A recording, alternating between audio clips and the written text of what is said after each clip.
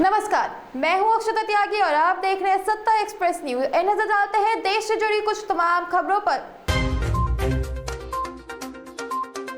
नर्मदा बचाओ आंदोलन को 36 वर्ष पूरे हो गए हैं। लंबे समय से नर्मदा बचाओ आंदोलन के लिए संघर्ष कर रही मेघा पाटकर ने सोमवार को प्रेस कॉन्फ्रेंस कर एक बार फिर सरकार को आड़े हाथों लिया है।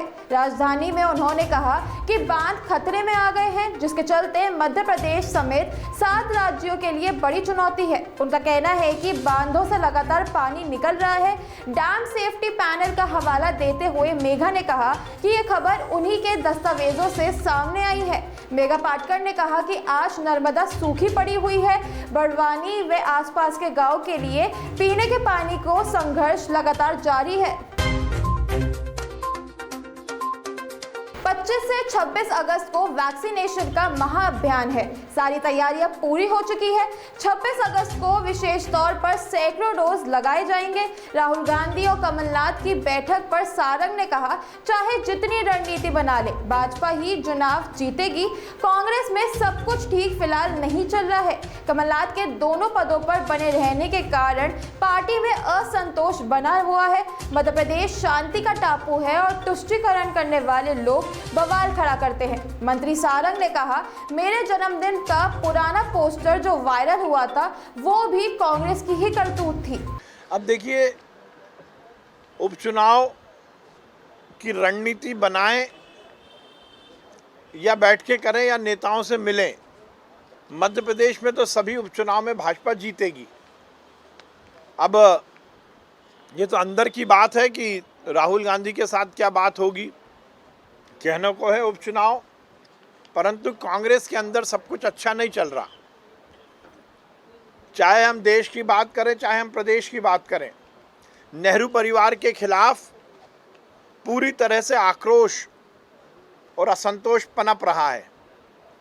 G23 की जो बैठक हुई, 23 नेताओं ने, जो कांग्रेस के वरिष्ठ हैं, उन्होंने जो बैठक कर नेहरू परिवार के खिलाफ ताल ठोकी है, और जिस प्रकार से मध्य प्रदेश में कमलनाथ के खिलाफ दोनों पद पर जिस प्रकार से वो बने हुए हैं, नेता प्रतिपक्ष और प्रदेश अध्यक्ष, उसको लेकर जो असंतोष है, उसी की परिणति है कि अब कमलनाथ जी को दिल्ली जा जाकर दरबारों पर हाजिरी लगानी पड़ रही है। ये दुर्भाग्य है इस देश का और इस कांग्रेस का कि कांग्रेस जैसी राष्ट्रीय पार्टी का एक ऐसा नेता जिसका राजनीतिक कार्यकाल ही राहुल गांधी की आयु से ज़्यादा है, वो कमलनाथ जी को राहुल गांधी की ड्योढ़ी पर जाकर नाक रगड़नी पड़ रही है। कमलनाथ जी जितने दिनों से राजनीति कर रहे हैं उतनी उम्र तो राहुल गांधी की भी नहीं है, परंतु राहुल गांधी और नेहरू परिवार ने जिस प्रकार से कांग्रेस पर कब्जा किया है, ऐसे नेताओं को भी उनकी ड्योढ़ी पर जाकर नाक रगड़नी पड़ती है। ये कांग्रेस का और कमलनाथ जी का दुर्भाग्य है। गृह मंत्री नरोत्तम मिश्रा का बड़ा बयान सामने आया है। बता दें, उनका कहना है कि कोरोना पर पूरी तरह से काबू पा लिया गया है। आज केवल 5 पॉजिटिव केस ही सामने आए हैं, वहीं 7 लोग ठीक होकर घर वापस लौट चुके हैं।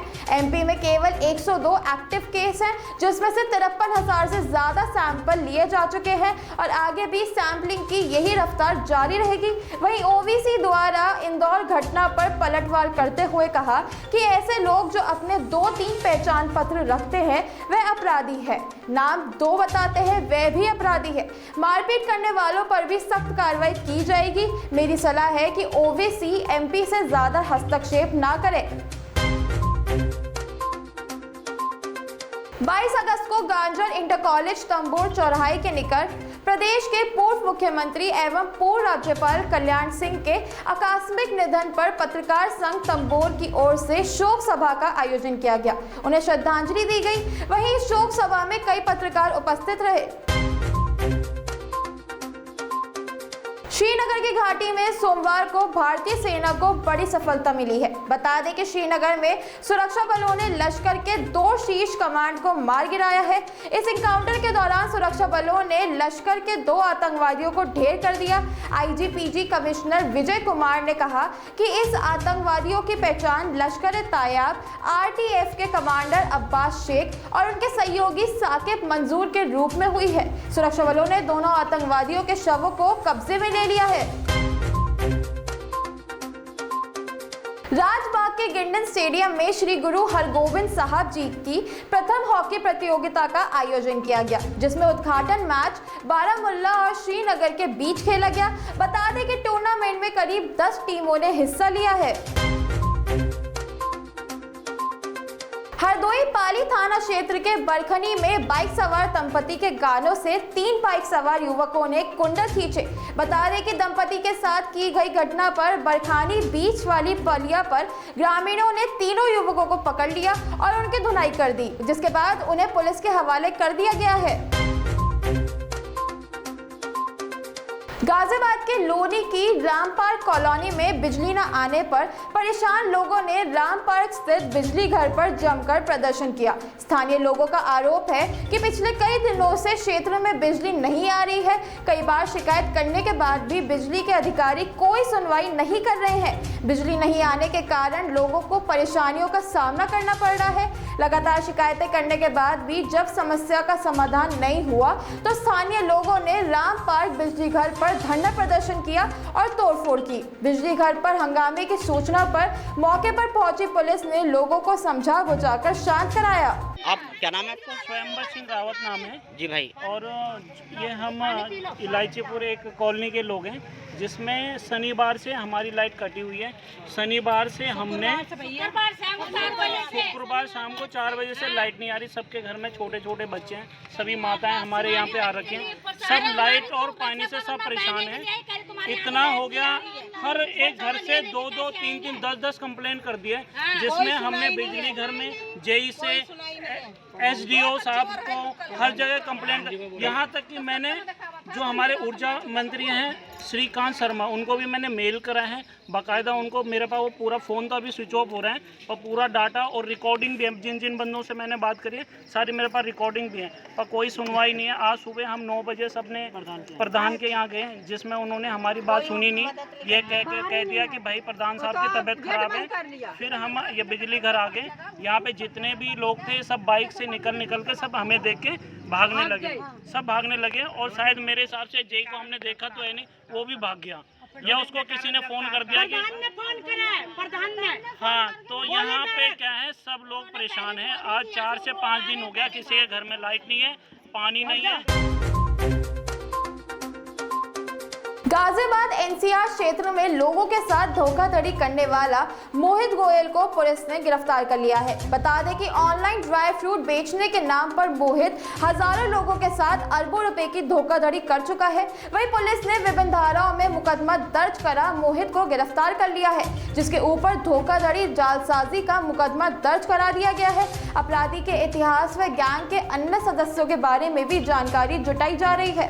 एक एफआईआर पंजीकृत हुई थी 1956 क्राइम नंबर की, जिसमें 420, 384, 386, 323, 307 और 120 भी भादवी में, और उस अपराध की विवेचना के क्रम में, अभियोग की विवेचना के क्रम में मोहित को गिरफ्तार किया गया है, जिसके विरुद्ध 4 दर्जन से अधिक मुकदमों का अभी तक आपराधिक इतिहास ज्ञात हुआ है। बाकी अन्य डिटेल निकाली जा रही है। देखिए, पूर्व में जैसा मैंने बताया कि इसके पास 4 दर्जन से अधिक लगभग मुकदमे हैं, तो मोस्टली 420, 67, 406 के एफआईआर पंजीकृत हुई थी।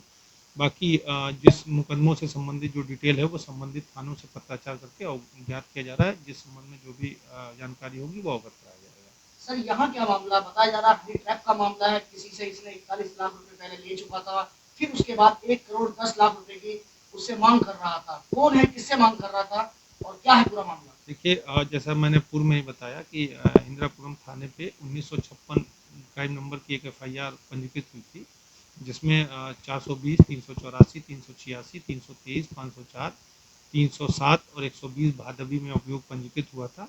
उस विवेचना क्रम में विवेचक द्वारा और इंदिरापुरम की पुलिस द्वारा अभियुक्त को गिरफ्तार किया गया है और विवेचना कार्रवाई करके इन्हें न्यायालय प्रेषित किया जा रहा है।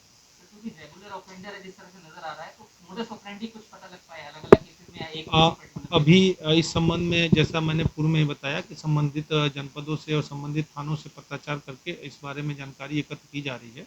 उसके बाद जो भी इसमें विधिक कार्रवाई होगी वो अग्रिम हमारे स्तर से की जाएगी। फिरोजाबाद में ट्रेंड्स शोरूम कर्मचारी संघ नगर निगम परिवर्तन दल टीम के कुछ लोगों ने मारपीट का आरोप लगाया है। बता दें कि थाना दक्षिण क्षेत्र स्टेशन रोड का मामला है। वहीं व्यापार मंडल के पदाधिकारी मौके पर पहुंचे। उनका कहना है कि अगर कूड़ा फेंका तो चालान करे, मुकदमा करे, पर इस तरह अमानवीय व्यवहार करना और मारपीट करना गलत है। नगर निगम आयुक्त महोदय को अवगत कराया गया। मीटिंग में यह भी बताया गया कि कार्रवाई न होने पर डीएम से मिलकर उन्हें भी इस बात से अवगत कराया जाएगा। वहीं व्यापारियों के वरिष्ठ भाजपा नेता पवन दीक्षित, व्यापार मंडल जिला अध्यक्ष पंडित नरेंद्र शर्मा, महानगर उपाध्यक्ष महेश पूरन आदि मौजूद रहे। भोपाल में सब इंस्पेक्टर प्रकाश सिंह राजपूत को लोकायुक्त ने रिश्वत लेते हुए रंगे हाथों पकड़ लिया। बता दें कि आरोपी पुलिस अधिकारी ने जमानत के लिए आरोपी के परिवार से 10,000 रुपए की रिश्वत मांगी थी, जिसके बाद लोकायुक्त से परिवार ने रिश्वत मांगने के बाद शिकायत दर्ज कराई थी। मध्य प्रदेश के भोपाल में कोलर पुलिस ने 70 किलो गांजे के साथ 2 तस्करों को गिरफ्तार किया है।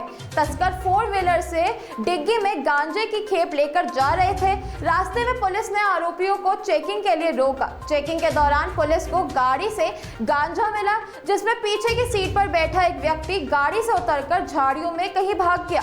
गांजा विशाखापट्टनम के मलखानगिरी लाया जा रहा था। बाजार मूल्य लगभग 20 लाख रुपए बताई जा रही है। कोलार पुलिस फरार आरोपियों के तलाश में जुट गई है। कोलार थाना क्षेत्र ने कार्रवाई करते हुए हम लोग इसमें 70 किलो गांजा करीब हम लोगों ने पकड़ा है और एक गाड़ी जब्त हुई है इसमें, जिसमें जो अपराधी हैं वो परिवहन करते हुए ला रहे थे गांजे को। इसमें हम लोगों को सूचना मिली थी कि इस तरीके से जो एक टीम है वो एक्टिवेट रहती है और मलखानगिरी साइड जाकर ये गांजा लेकर आते हैं। उसी सूचना पर हम लोगों ने एक्ट किया था और इसमें मौके पर से हम लोगों ने 2 लोगों को गिरफ्तार किया है। इसमें 2 गाड़ियां थी और हर गाड़ी में 3-3 आदमी थे, तो इसमें करीब 4 लोग जो है वो फरार हो गए मौके से। 2 लोगों को हमने इसमें गिरफ्तार करके कार्रवाई करी। सर कहाँ से लाते थे, कहाँ लेके जा रहे थे? ये मलखानगिरी से लेके आते हैं और विशाखापट्टनम से भी कभी कभी लाते हैं और ये भोपाल में आधी खेप इनके बेचने का वो था और आधी सुजालपुर शाजापुर ले जाने का था काला पीपल। कश्मीरी गैर प्रवासी हिंदुओं से JKSSB के खिलाफ प्रेस कॉलोनी श्रीनगर में विरोध प्रदर्शन किया गया। उनका कहना है कि हम पंडित नहीं हैं, हम कश्मीरी हिंदू हैं। हम कश्मीरी पंडित प्रमाण पत्र कैसे पेश कर सकते हैं? हम LG प्रशासन से अपील कर रहे हैं कि SRO 425 के तहत उनका लिखा हुआ कश्मीरी पंडित बदल के कश्मीरी हिंदू कर दिया जाए। मध्य प्रदेश के भोपाल में नगरीय विकास एवं आवास मंत्री भूपेंद्र सिंह ने अमृत योजना के तहत 50 नई मिनी बसों का लोकार्पण किया है। BCLL के 18 नए रूट पर चलेंगी नई बसें। शहर के लिए 4 लाख आबादी को ये सौगात दी गई है। 250 अन्य नई बसों का संचालन होना है। बता दें कि आवास मंत्री भूपेंद्र सिंह ने बसों को हरी झंडी दिखाकर रवाना किया। बसों में महिलाओं के लिए विशेष सुविधा भी दी गई है। महिला सुरक्षा के लिए भी पैनिक बटन की सुविधा बसों में लगाई गई है। कल माननीय मुख्यमंत्री जी दिल्ली गए थे और उन्होंने भारत सरकार के सॉलिसिटर जनरल से लेकर अनेक देश के बड़े जो अधिवक्ता हैं उनसे बातचीत की है। उनमें से कुछ लोग 1 तारीख को 1 सितंबर को हाई कोर्ट में वर्चुअली या वैसे आएंगे और सरकार का पक्ष पूरी ताकत के साथ रखेंगे। आज शाम को 7:30 बजे जितने भी OBC संगठन हैं, किसी भी विचारधारा के हों, उनको सभी को माननीय मुख्यमंत्री जी ने चर्चा के लिए आमंत्रित किया है। जम्मू कश्मीर के परिमपोरा के डीएसपी और एसएचओ के साथ एसपी वेस्ट परबीत सिंह ने थाना परिमपोरा में प्रेशर किया। परिमपोरा की पुलिस टीम ने चोरी के मामले को सुलझाने का उत्कृष्ट काम किया है, जिसके अंतर्गत 10 आरोपियों को गिरफ्तार किया गया है। चोरी करते समय जूझा पोशाक पहनकर चोरी किया करते थे। देखिए, 5 मई 2021 को हमारे पास एक रिपोर्ट आया, मलूरा इलाके से एक कंप्लेनेंट आया और जिसने ये बोला कि पिछली रात को उसके घर में 6-7 लोग कॉम्बैट ड्रेस डाल के विद अलॉन्ग विद वेपन्स आए। उन्होंने कॉर्डन किया। कॉर्डन करने के दौरान उसके घर में सर्च करने के बहाने घुसे और सर्च के दौरान उसके घर से काफ़ी सारी ज्वेलरी और पैसा लूट के चले गए, जिसमें हमने एफआईआर रजिस्टर किया, एफआईआर नंबर 107/2021। सब्सिक्वेंटली अभी हम उस केस की तफ्तीश कर ही रहे थे कि 7-8 जुलाई को होकरसर इलाके से फिर से हमारे पास एक कंप्लेनेंट आता है और उसने भी सिमिलर टाइप का कंप्लेंट दिया कि 6 से 7 लोग कॉम्बैट ड्रेस डाल के अलॉन्ग विद वेपन्स उसके घर में घुसे। घर में घुसने के बाद घर वालों को एक कमरे में बंद किया, उनके मोबाइल ले लिए और मोबाइल लेने के बाद घर में सर्च के बहाने सर्च के दौरान उनके घर से काफ़ी सारा सोना और कैश लेके चले गए, जिस पे हमने एक स्पेशल इन्वेस्टिगेटिंग टीम बनाई जिसकी सुपरविजन एसडीपीओ वेस्ट खुद कर रहे थे। एसएचओ पारिमपुरा और उनके और 2-3 ऑफिसर्स को हमने उस टीम में रखा और उस टीम ने टेक्निकल डेटा के बेसिस पे, टेक्निकल सपोर्ट के बेसिस पे कुछ क्लूज़ निकाले। उन क्लूज़ से 3-4 लोगों पे हमने ज़ीरो इन किया, डिफरेंट जगहों पर रेड किया। रेड करने के बाद लोगों को अरेस्ट किया। जब लोग अरेस्ट किए गए, ड्यूरिंग इन्वेस्टिगेशन उन लोगों ने ये कन्फेस किया कि हाँ, हम लोगों का एक ग्रुप है जो कि इनका एक मॉडस ऑपरेंडी होता था कि पहले घर की रेकी करेंगे और घर वो चूज़ करते थे जिस घर में या तो नई शादी हो रही हो या नई शादी हो चुकी हो, ताकि उस घर में उनको सोना और कैश आराम से मिले। वो कंप्लीट प्लानिंग पहले ही कर लेते थे कि उस घर में कहाँ से घुसना है, कैसे सर्च करना है, उस घर के अंदर कितने बाशिंदे रहते हैं, वो कब खाना खाते हैं, कब सोते हैं। वो सारी चीज़ों की रेकी करने के बाद वो इस चीज़ को अंजाम देते थे। अभी तक हमने 10 लोगों को गिरफ्तार किया है, जिनके इंकशाफ पे अभी तक हमने करीब 22 लाख रुपए का सोने की जो आइटम्स हैं वो बरामद की है, 3.5 लाख रुपए कैश बरामद किया है और एक गाड़ी जिसकी वैल्यू 2 लाख रुपए होगी, जो उन्होंने चोरी के सामान से को बेच के गाड़ी खरीदी है, वो रिकवर की गई। जम्मू कश्मीर के श्रीनगर में 23 अगस्त को स्थानीय रोटी निर्माताओं को प्रोत्साहित किया गया। साथ ही ढांचागत सहायता प्रदान करे और स्थानीय आजीविका सुनिश्चित करने के लिए जिला विकास आयुक्त श्रीनगर मोहम्मद इजाज असद ने ऑल कश्मीर लोकल ब्रांड के सदस्यों के साथ एक संवादात्मक बैठक की। बैठक का उद्देश्य आत्मनिर्भर भारत के हिस्से के रूप में एक जिला एक उत्पाद योजना के तहत वित्तीय सहायता प्रदान करके ननवाई के उत्थान और कल्याण के लिए योजना तैयार करना और चर्चा करना है। नेशनल बुलेटिन में फिलहाल इतना ही। आगे और खबरें देखने के लिए देखते रहिए सत्ता एक्सप्रेस न्यूज।